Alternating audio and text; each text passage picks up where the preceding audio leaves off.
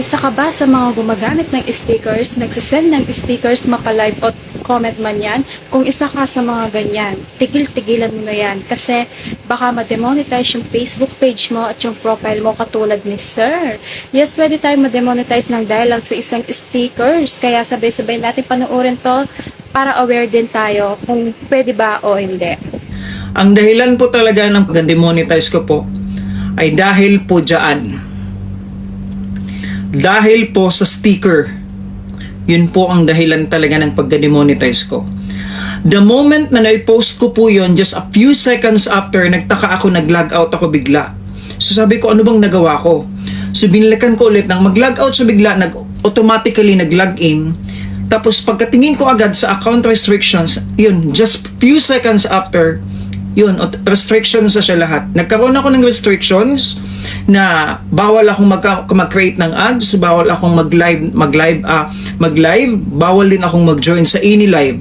Tapos, automatically, yung comment na may nakasamang sticker, dinelete po agad ng Facebook.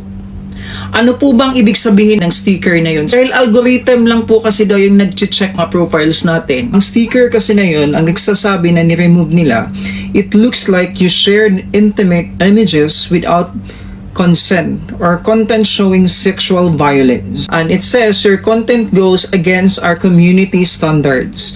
Yun po talaga yung sinasabi nila, against daw po siya sa community standards nila.